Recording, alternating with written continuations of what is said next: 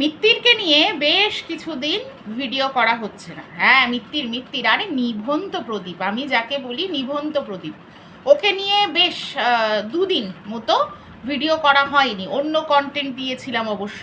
Actually আমি তো সময় পাই না অতগুলো ভিডিও করবার, তো হয়ে ওঠে না, কাজের ইয়ের জন্য হয়ে ওঠে না। তো অন্য কন্টেন্টের ওপর ভিডিও দেওয়ার কারণে মিত্তিরকে নিয়ে আর ভিডিও করা হয়নি। তো মিত্তির এসব ভিডিও পত্রগুলো দেখলাম, দেখে যেটা বুঝলাম, ওরে বাবা, এ তো ডেলি লাইফস্টাইলের ভিডিওই নয়, এখন তো মিত্তির হয়ে গেছে কন্ট্রোভার্সি ক্রিয়েটার। বুঝতে পেরেছ?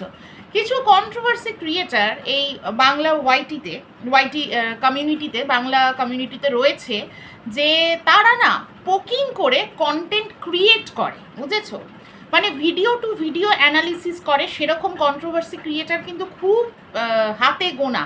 বেশিরভাগই তো জানো ওই মিত্তিরের পাতানো দিদির মতো ব্যাগ নিয়ে বাড়ি চলে যায়, পেজ 3 রিপোর্টার হয়ে যায়, নয় কখনো সিআইডি হয়ে যায়, আর নয় কারুর সাথে ওই ঘনিষ্ঠ হয়ে মেলামেশা করে, মানে ক্রিয়েটার টু ক্রিয়েটার ঝামেলা পাকায়। তারপরে বলে তুই এই বলেছিলিস, তুই ওই বলেছিলিস, এইগুলো সব লিক করব। এটা হচ্ছে কন্ট্রোভার্সি ক্রিয়েটার আমরা দেখেছি বাংলা কমিউনিটিতে।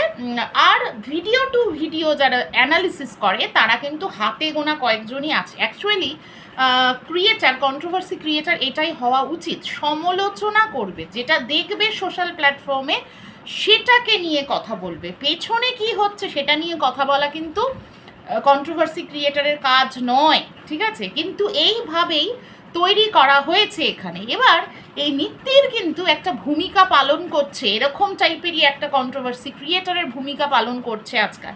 এই যে বেশ কিছুদিন দেখলাম বেচবো, মানে আমার বউয়ের সেই অতীতের যে ঘটনাগুলো ঘটে গেছে, সেই ঘটনার ভয়েস রেকর্ডিংগুলো বেচবো।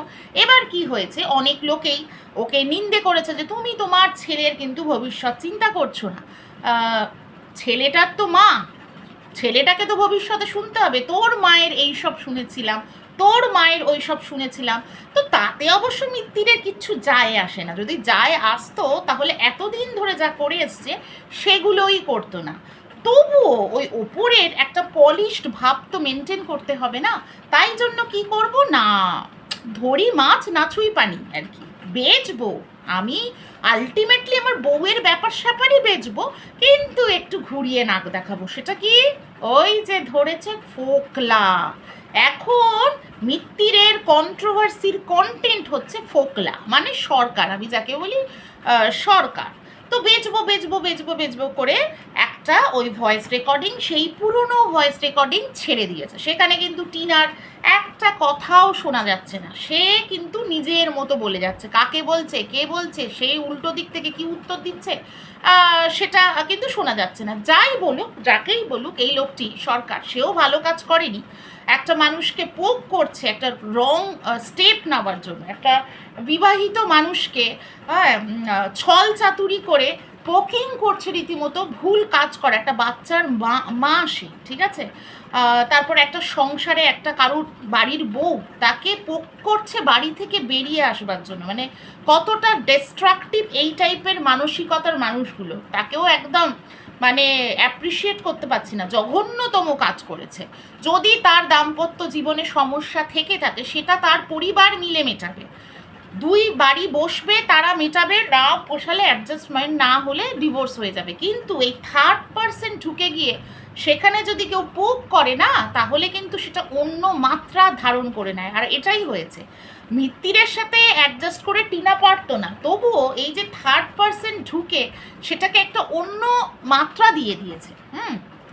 টিনার অনেক ইয়েতেই কিন্তু সেই সৌমালির উদ্দেশ্যে যে ভিডিওটা করেছিল সেখানে কিন্তু বলেই ছিল যে যে এই বাড়িতে থাকে সেই একমাত্র বুঝতে পারে যে কতটাই সমস্যা এই বাড়িতে থাকা। কিন্তু তার সঙ্গে সেটা তো অন্য জিনিস, সেটা তো অ্যাডজাস্টমেন্ট প্রবলেম। কিন্তু এই তৃতীয় ব্যক্তিত্ব নাম আসতো না, না, যদি এই ফোকলা মানে এই সরকার এর মধ্যে না ঢুকতো। নিজেও বদনাম হয়েছে, মেয়েটাকেও বদনাম করে ছেড়ে দিয়েছে, আর যেটা শুনলাম। যাই হোক, এবার মিত্তির কি করেছে, এই ফোকলাকে নিয়ে কন্টেন্ট বানাচ্ছে। আর একটা ইন্টেনশন এর মধ্যে কিন্তু আছে, ভিউজ কিন্তু বেশ আপ হয়েছে। ন্যাচারালি এইসব জিনিস তো শুনতে দেখতে লোকে ভালোবাসে, তো ভিউজ বেশ আপ হয়েছে, অনেক কিছুই বেচতে বসেছিল মিত্তির, তার মধ্যে এটাই বেশ হিট হয়েছে। তো এটা কেন বলো তো হঠাৎ করে বেচতে বসলো মিত্তির? বলছি, একটু ইন্ট্রোটা দিয়ে দিই। Hello everyone, welcome back to my channel life of K, আমি কোয়েল। এটা বেচতে বসেছে কিন্তু শুধু শুধু নয়, দেখো ওর কন্টেন্ট, আমি বললাম না একদিন ওর ভয়েস বিক্রি করতে বসলো, পরের দিন আবার টাইটেলে ওর দাঁতের ফাঁকে ঝাঁটা গুঁজে দেবে বলছে, ঠিক আছে? তো এমনি এমনি করছে না, এটা বেশ সলা পরামর্শ করেই কিন্তু করছে ওর পাতানো দিদির সাথে, যাতে এরকম পোক করে করে এই ফোকলা এই সরকার কিছু একটা ভুলভাল আবার মন্তব্য করে, মানে মানে সোশ্যাল প্ল্যাটফর্মে সে যেরকম ওই ভয়েস ছাড়ে ওরকমই কিছু সে একটা করবে, আবার সেইটাকে ঘিরে কিন্তু কন্টেন্ট তৈরি হবে। অ্যাকচুয়ালি এই প্রদীপ টিনুর ম্যাটারগুলো না একটু ঢিলে পড়ে গেছে, অনেক দিন চলছে, তো অনেক দিন চলছে, এবার কি হয়ে যাচ্ছে, ওই লোকেও ভাবছে যে ওই এই হয়, ওই বর বউকে বলে, বউ তো বলে না, বউয়ের মতো কি স্টেপ নিচ্ছে, নিজের মতো নিজে জীবনযাপন করছে, বাচ্চাকে হয়তো নিজে নিয়ে নেবে, আইনি ফলো করে বাচ্চাকে নিয়ে নেবে, এই হচ্ছে ব্যাপার এদের। এরপরে নতুনত্ব কী হবে? এবার নতুনত্ব করবার জন্য অনেক কিছুই করা হলো, পিএ কাম লয়ার কাম গ্রুমার একে আনার কথা বলা হলো, তা আমরা ভাবলাম সে বোধহয় এসেই গেছে, হয়তো এসেছে আমরা দেখতে পাচ্ছি না। তো তারপরে সেই ঘরের মধ্যে ব্যাগ দেখা গেল, নাইটি দেখা গেল, হাত দেখা গেল, ভয়েস শোনা গেল, তারপর প্রদীপ আবার দেখলো যে না এটা তো অন্যরকম হয়ে যাচ্ছে, আবার একটা রেপুটেশনের ব্যাপার আছে, পাড়া প্রতিবেশী জানতে পারলে আবার কী ভাববে, তো সে আবার ডিক্লেয়ার করে দিল যে সেটা তাদের বাড়ির কোনো আত্মীয়, ঠিক আছে, সে এসে বাড়িতে রয়েছে, ঠিক আছে, দেখানো হচ্ছে না, কারণ হচ্ছে তার বিয়ের কথাবার্তা চলছে। তারপরে অনেক কিছুই প্রদীপ করলো, ওইটা একটা হলো। তারপরে হচ্ছে এই যে সেদিনকে একটা টাইটেল দিয়েছে যে বিয়ের জন্য কেনাকাটা করে ফেললাম, কিন্তু সে আবার তার ভিডিওতে বলছে কি নেমন্তন্ন সেটা জানে না, মানে ওই বিয়ে নিয়েও একটা কিন্তু কন্ট্রোভার্সি সে চালানোর চেষ্টা করলো। তার পাতানো দিদি অনেক দিন আগেই বলেছে বিয়ের সম্বন্ধ এসেছে, তো কোনো কিছু নিয়েই কিন্তু একটা বেশ গরম কন্ট্রোভার্সি তৈরি হচ্ছে না, একমাত্র খুব গরম কন্ট্রোভার্সি তৈরি হবে যদি ফোকলা কাম সরকারকে খুঁচিয়ে খুঁচিয়ে ওই দিক থেকে কোনো রেসপন্স আসে, কারণ টিনুকে নিয়ে এ কিন্তু খুব বাড়াবাড়ি কিছু করতে পারবে না, কারণ এদের সব ব্যাপারগুলো আইনি দিকে চলে গেছে, সেখানে কিছু করতে গেলে অনেক প্রবলেম এসে যাবে। তারপরে বাচ্চাটার কথাটা একদমই যে ভাবছে না সেটা নয়, হয়তো নিজের মন থেকে ওটা ভাবছে না, কিন্তু ওই লোকে কি বলবে যে বাচ্চার ভবিষ্যৎটা তোমরা একদম ভাবলে না, মাকে হেনস্থা করতে গিয়ে বাচ্চাকে তুমি ছোট করে দিলে, বাচ্চার সামাজিক যে একটা থাকে সেটাকে নষ্ট করে দিলে, এইটা তো শুনতে হবে প্রদীপকে ভবিষ্যতে, না? সেই জন্যই আমার মনে হয় কিন্তু ও টিনুর ভয়েসগুলো ছাড়ছে না, ঠিক আছে, এটা একটা কারণ।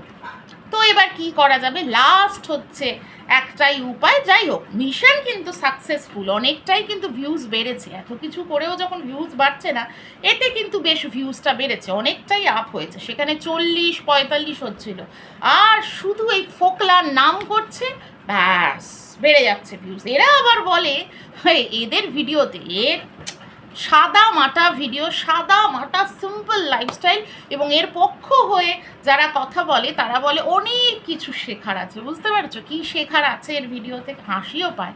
আর টিনুর অ্যাকচুয়ালি কেন জানো তো ভিউজটা ভালো হয়, ও এত এইরকম টাইপের মানে টাইটেল মানে থাম্বনেল এগুলো না দিলেও ওর ভিউজ হবে, কারণ একটা সিম্পল লাইফস্টাইল যেরকম দেখানো হয় ভিডিওতে, সেই সিম্পলিসিটিটা ওর মধ্যে আছে, কোনো কন্ট্রোভার্সি নেই, যেমন একটা লাইফস্টাইল আর সকাল থেকে রাত অবধি যেরকম দেখানো দরকার হয় সেটাই ও দেখায়, কোনো সময় কোনো পোকিং পিঞ্চিং কিচ্ছু থাকে না, যেটা ন্যাচারালি যে কথাগুলো বেরিয়ে যায়, স্পন্টেনিয়াসলি যে কথাগুলো বেরোয় বাচ্চাকে নিয়ে, সেগুলোই কিন্তু ও বলে, ওটাও যে বলে সেটার মধ্যেও যে পিঞ্চিং থাকে সেটা কিন্তু নয়। কিন্তু এই মিত্তিরের ক্ষেত্রে দেখো সব কিছুতে, এমনকি এই মানুষটা এতটাই ছোট মনের একটা মানুষ, মানে বোঝা যায় যে টিনু ওখানে থাকাকালীন কি ফেস করেছে, টিনু ওর পয়সায় খায় না, থাকে না, কিছুই করে না, হ্যাঁ, নিজের আর্নিংয়ের টাকায় নিজে খাচ্ছে, সেটা গাত্রদাহ পর্যন্ত প্রদীপের। সেখানেও সে বলছে যে সারাদিন তো ওই খাস, গান্ডে পিণ্ডে খাচ্ছিস আর ওই ভিডিও করছিস, এই আবার আমার নামে সিঁদুর করছিস, মানে খাওয়াটাও ওর কাছে কিন্তু একটা ম্যাটার, ভাবতে পারছো? তাহলে সে নিজের বাড়িতে যখন রাখতো এই মানে টিনুকে, তখনও কি খাবার কোটা দিত না? যেখানে ওর খায় না পড়ে না এখন, সেখানেও ওর গাত্রদাহ। তাহলে ভাবো সে এখানে থাকতো যখন, পান থেকে চুন খসলেই সে কীরকম টাইপের কথা বলতো। আগেও কিন্তু শুনেছি যে খাওয়ারের খোটা দিত। তার মানে এগুলো কিন্তু, এই যে একটা মানুষ নিজের নেচারটা দেখিয়ে ফেলে না ক্যামেরার সামনে, তাহলে বোঝা যায় সে ক্যামেরার পিছনে কি হতে পারে। কারণ ক্যামেরার সামনে কিন্তু মানুষ নিজেকে প্রেজেন্টেবল রাখে, বুঝেছো? ক্যামেরার সামনে সে সবসময় প্রেজেন্টেবল রাখে, এটা সবসময় চেষ্টা করে যে আমি এমন কিছু করব না যেটা উল্টে আমার দিকে খারাপ হয়ে যাবে, যদি না সে নেগেটিভ কন্ট্রোভার্সি পছন্দ করে, নেগেটিভ কন্ট্রোভার্সি চায়। তো মিত্তির যখন এগুলো ক্যামেরার মধ্যেই বলছে, তাহলে পিছনে কিন্তু এর 5 গুণ বলে, এটা একদম ক্লিয়ার। যাই হোক, এইটুকুই ছিল ভিডিওটা। আশা করি তোমাদের ভালো লাগবে। অবশ্যই কমেন্ট সেকশনে কমেন্ট করে জানাবে কেমন লাগলো ভিডিওটা। আর ভালো থাকবে, সুস্থ থাকবে। আবার আসছি নতুন ভিডিও নিয়ে। আর যারা যারা চ্যানেলটাতে নতুন ভিজিট করছো, তারা অবশ্যই সাবস্ক্রাইব করবে আর পাশে থাকা বেল আইকনটা প্রেস করে দেবে। চলো, টাটা।